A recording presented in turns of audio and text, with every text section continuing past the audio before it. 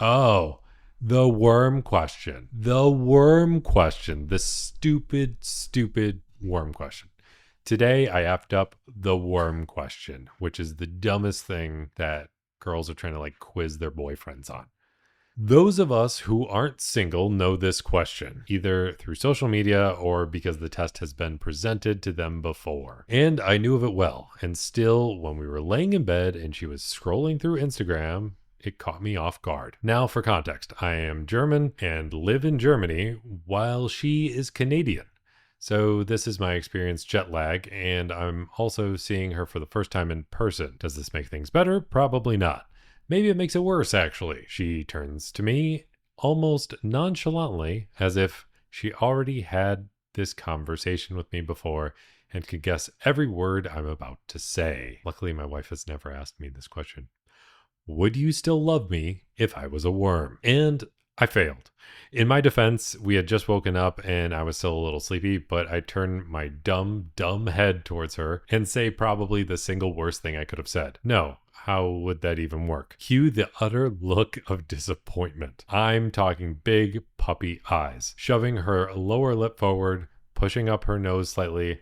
I pretty much got the whole "you effed up" package delivered to my face. You could keep me in a little jar with dirt and leaves. These are the most ridiculous questions in the world and stupid, stupid tests. And this is the moment a smart boyfriend would realize that this question was nothing to do with logic, but instead more of a "would you love me no matter what" question with a cute and funny twist. And like the moron that I am, I double down and say the second worst thing I could have, but how do I like love you? I can't really like kiss you anymore or talk to you really. Yeah, just digging himself in deeper. Boys, gals, everything in between and off the spectrum, if your partner asks you if you still love them, if they were a worm, just say yes. The look of, well, I'm upset now, doesn't make the victory in that discussion worth it. I thought the two of us were on even terms here. In her head, I simply should have just said yes and moved on.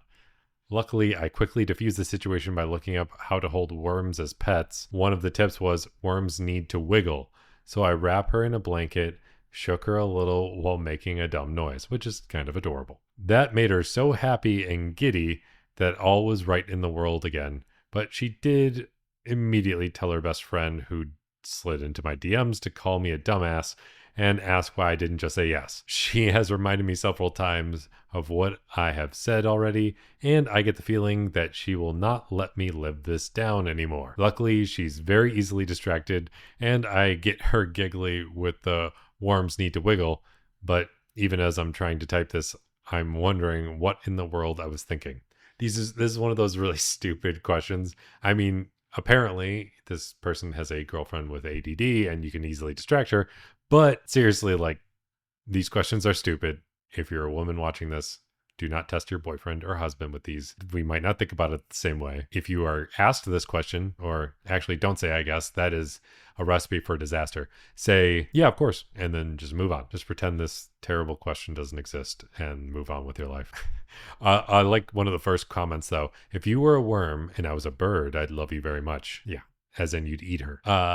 My ass asked me that in bed after having some fun times. I answered yes, but it would be weird to have fun times with a worm. We both had a good laugh. At least then you can play it around a bit. Or the next one, remember the correct answer is, if you were a worm, I'd be a worm too. And I'd love you. That is the best answer to that. I like that comment of, yes, I'd love you if you were a worm, got fat, had a mustache.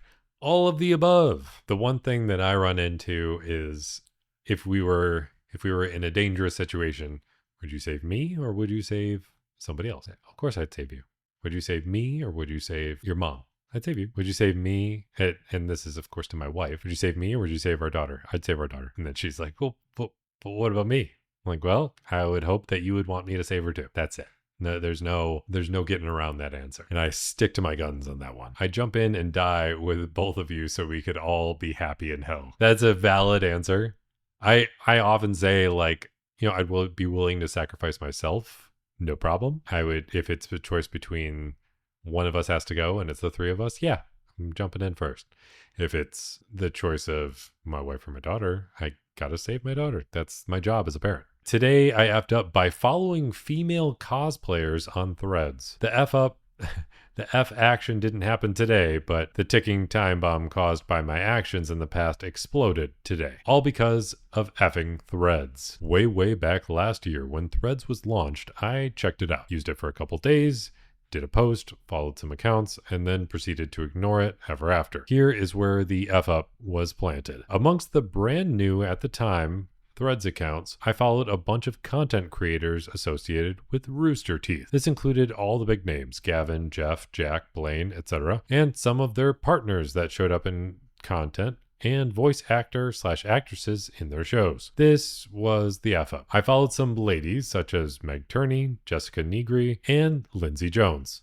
I know they cosplay, but I'm not a big fan of that side of their content. I recognize they do it well and move on if I ever see it, which is rare nowadays as I use social media very little. Never used Instagram or X, only use Facebook for Messenger with older family, and I avoid TikTok like the plague. With the seed planted, let's fast forward to tonight.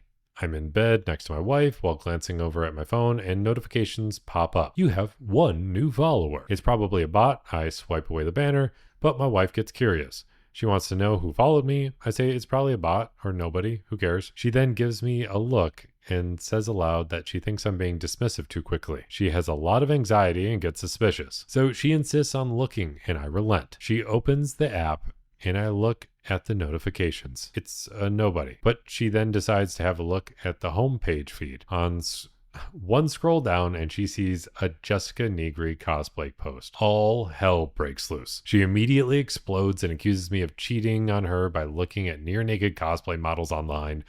In her anger, she starts looking for more into my follower list. I'm flustered because I'd forgotten about who I followed on Threads and I can't answer when she screams at me asking why I follow naked girls online. She finds another ex-Rooster Teeth employee who posts cosplay pics.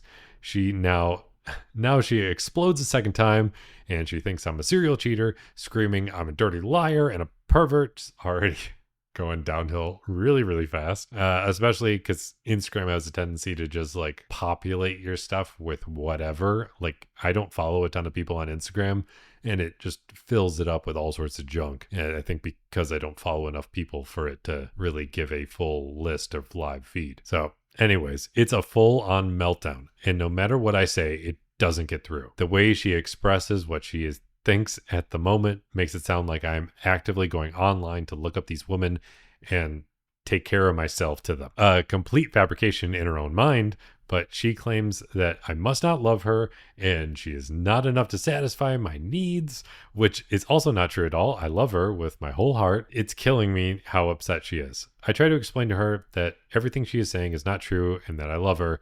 Nothing gets through. Now I'm locked out of the bedroom. I can hear her crying and it breaks my heart. I'm afraid she might do something bad. My anxiety levels are through the roof right now. The very first comment. First off, yikes. Yeah, everything about this is like Instagram and Threads is built to try to draw your attention as much as possible. The second that Instagram figures out you are a man in any sort of respect and you are of age to see something, and sometimes even when you're not of a certain age, it will just slam you with content that even if you don't want to see it, it's there. Like it is almost unavoidable to the point that if you like scroll through it but you linger on one of those posts half a second longer, then all of a sudden it's like, oh, that clicked with his mind a bit more, so we're going to give you more and more and more of it. Instagram in general tries to drive its way into your mind just to get you on that app more and more, to how much it just tries to give you those dopamine ticks. Even without that, the fact that you just followed somebody by accident, some people just need to take a second to listen. And one of the other response to that is, no kidding, this is actual needs professional help territory. I kind of agree. Like I've known a few people who are very easily jealous, but this is an extreme, especially considering how Instagram's algorithms work. The second top comment, hey, I was the wife before, then I got therapy. She needs therapy. Yeah, everybody in the comments is basically saying this woman needs help because this is extreme.